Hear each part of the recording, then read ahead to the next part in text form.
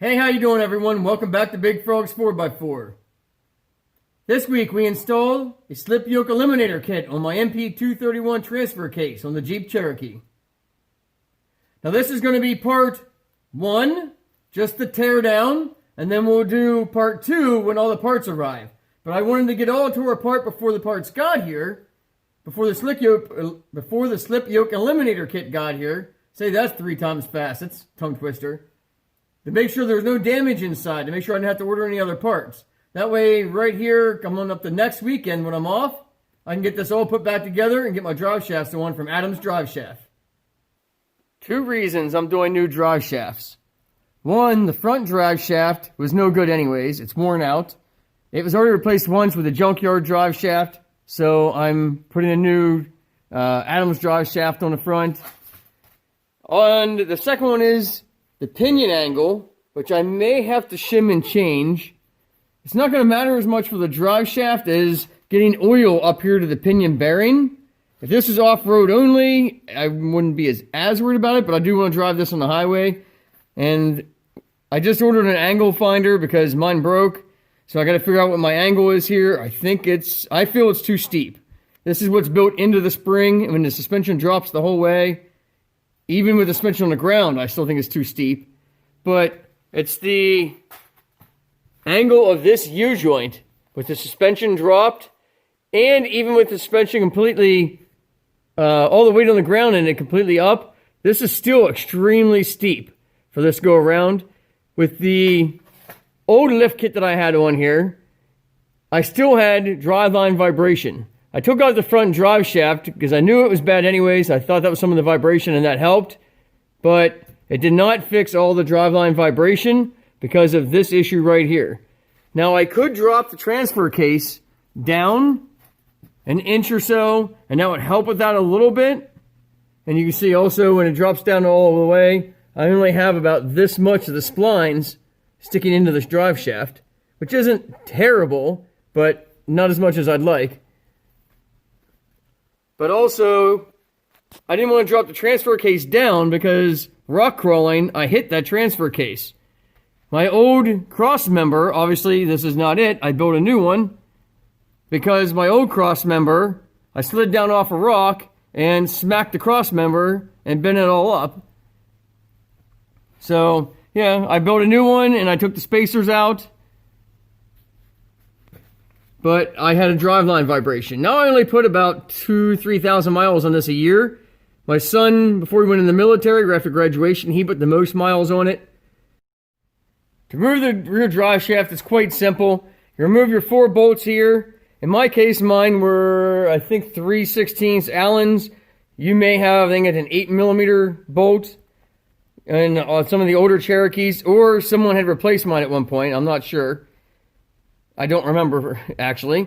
But mine were Allen wrench bolts that went into there. Hold your straps on, take those out, take a pry bar, pop this off. Now, if you want to keep these caps on your drive shaft, you don't want to lose any bearings, especially if you're out in the trail. You can take tape, duct tape, electrical tape, or whatever, wrap it around your drive shaft to hold these in so they don't pop out and fall in the dirt. Then you can just take a pry bar and just kind of get in behind there and pry it loose.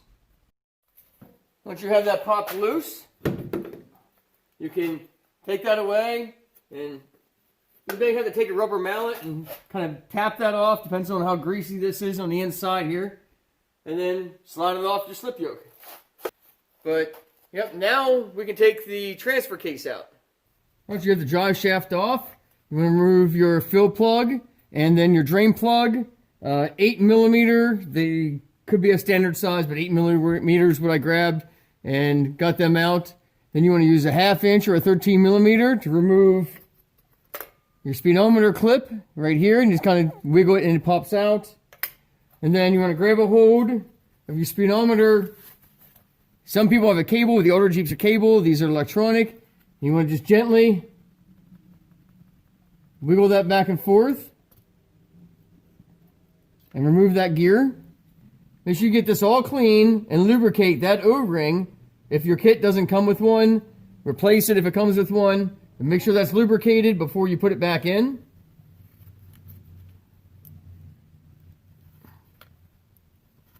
Well, once I grab a screwdriver, you can pop this loose. Just slide to the side, press the button, and unplug it. Let's see if I can show you this. These are really dirty. They don't want to slide. And you might need to spray a little bit of lube on them. Sometimes it helps if you kind of tap that in. Now you can see it kind of slid over. Here, once you get to the point, you can kind of lightly hear it click. Then you can unplug it. Next, I'm going to make sure I'm running my wires. We're on the transfer case.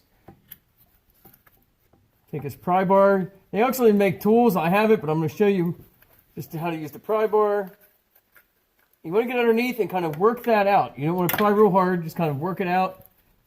Sometimes it does that. It'll pop out of the groove. If you have the removal tool, and I'll show you here in a second, you can get underneath these and pop them out. Okay. You can pick these up. There's a whole set. These are long shorts. There's like 5 or 6 of them or something like that. Set at Harbor Freight or Amazon. I can put a link in below. And you kind of get underneath and you would kind of work it out with that. You just want to make sure all those wires are off and protected. You don't want them to catch on anything. Then you want to get this housing off right here. They're pressed on, so you can gently kind of take an air chisel. You can probably chisel that. You're not going to reuse this shaft. So unless you plan on selling it, if it's junk, then you don't have to worry about messing it up. You can take a grinder and grind this away just so you can release the tension that's on here. Whatever you need to do to get that off, you can heat it with a torch and it might just slide off. Get a pry bar underneath and pop it off because none of this is getting reused.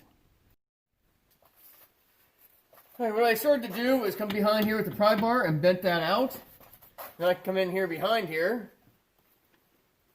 and kind of just work it on both sides. And slide it off. Now you got to get this seal out. You can take a flathead screwdriver, an old flathead screwdriver, a chisel or something, get in behind there, and you're going to have to slowly get that out because behind there is a snap ring you need to get out.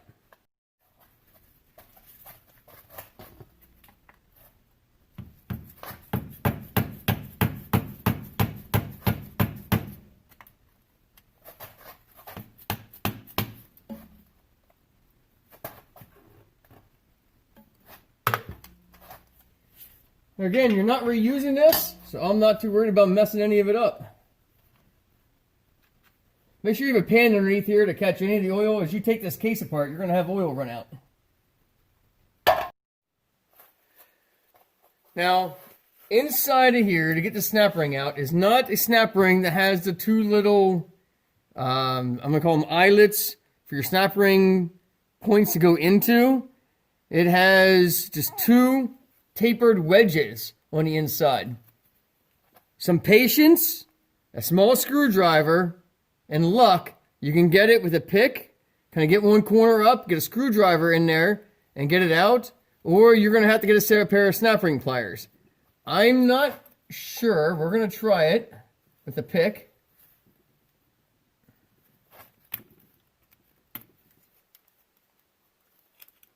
Not sure this is going to work or not.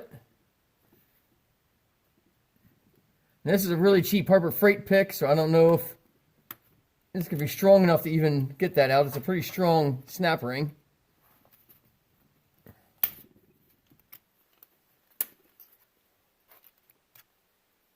I think if my pick wasn't bending, I would have had it by now. Unfortunately, Harbor Freight.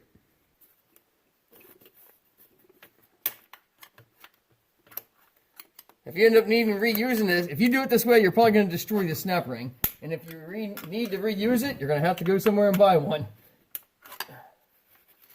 Because unfortunately, my snap rings, pliers, are at my work. And I'm not driving all the way to my work to get them. So, snap ring is out. Not in one piece, do not reuse.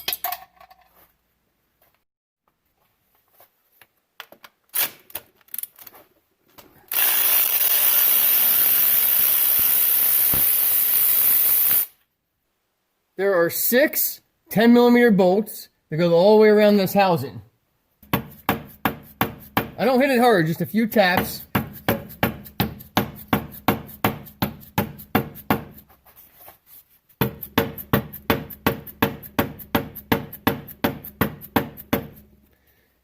sometimes I can kind of free up some of that RTV that's in there.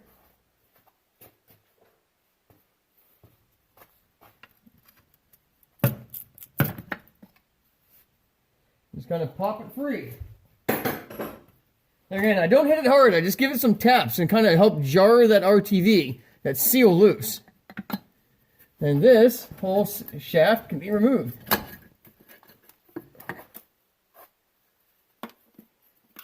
And the bottom of the oil pump, this tube right here slides in the bottom of this pump.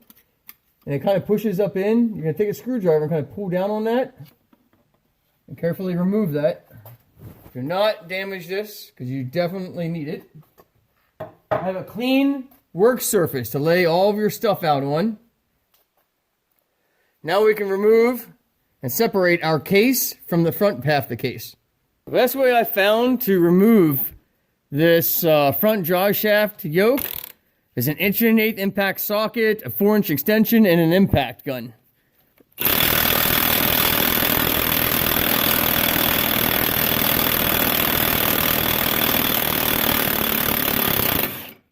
I soaked that all down for a while with some PB Blaster, just to make sure it was well lubed and cleaned up as much dirt as I could. And now if you're lucky, you might be able to take a long pry bar, there we go, and kind of just tap that off.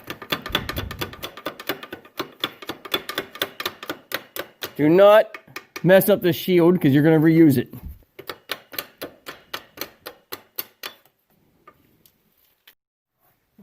The top is a 10mm 12 point, the other bolts are 15mm.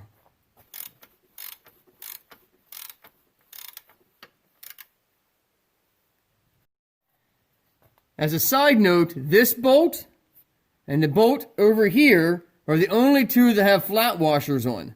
So I marked them with yellow, so I remember a reminder to myself that's the two holes that get the flat washers. Now with the bolt out, all the bolts out, now with all the bolts out, you can separate the two case halves. I put just this one top one in, I don't know, maybe 1/2 inch or so. I just screwed it in loose. So when I pop this all loose and work it loose, it doesn't come falling out at me. It doesn't fall down. Nothing comes flying out. There are 2 spots inside on the transfer case. Let's see. There's a spot here. And there should be one on the other side you can pry with. Hopefully you can get it with just one side here. And then kind of pop it loose and work it all the way loose. It's going to be more difficult with this inside the vehicle because there's nothing really, I don't know if you can get anything in here to really pry on this at all with. You do not want to jam something between the case because you'll make it leak. You have to use those little spots in the side of the transfer case. Here we kind of got an edge on, starting to peel apart. Make sure you have a pan under there to catch the oil because obviously everything doesn't come out the drain.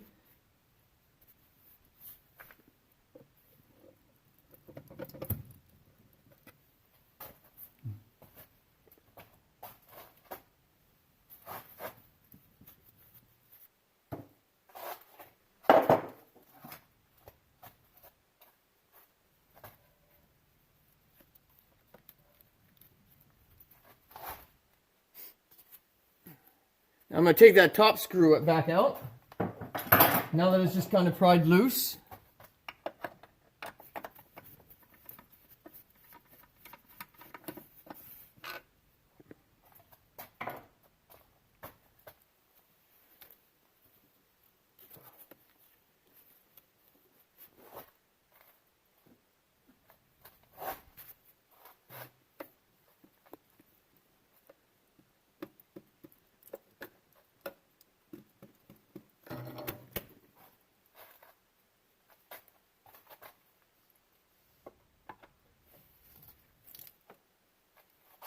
Do not pry hard on any of these because it can break off. You gotta remember, this pin here, this case has to pretty much come off completely straight. You can't get it real crooked or it jams. You don't want to mess that up. So just kind of work it off.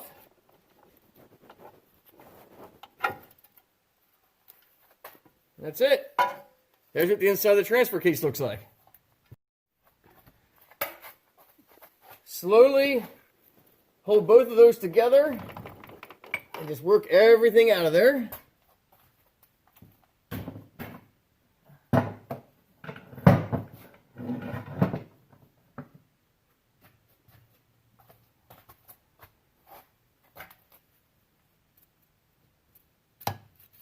Now you want to examine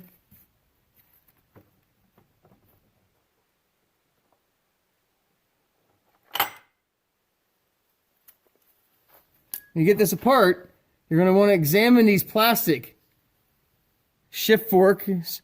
These don't look like there's any wear or damage at all to them, so I can reuse those.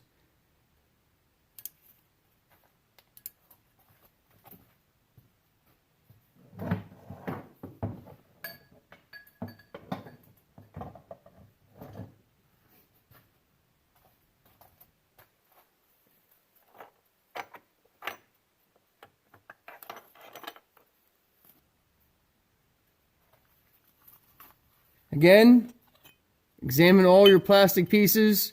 Make sure there's no wear to any of this aluminum. Make sure everything's in good shape so you can reuse it. Here's your magnet.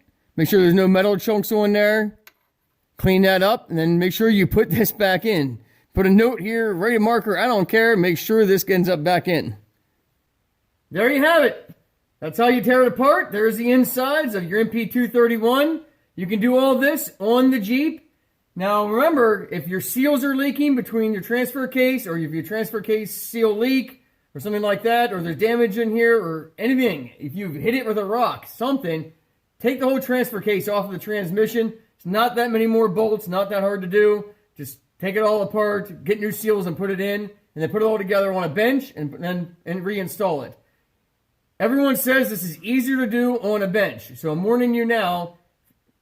This might be more difficult to do because the transfer case, you can't position it laying down. Everything is installed, so it's all going to be kind of hanging.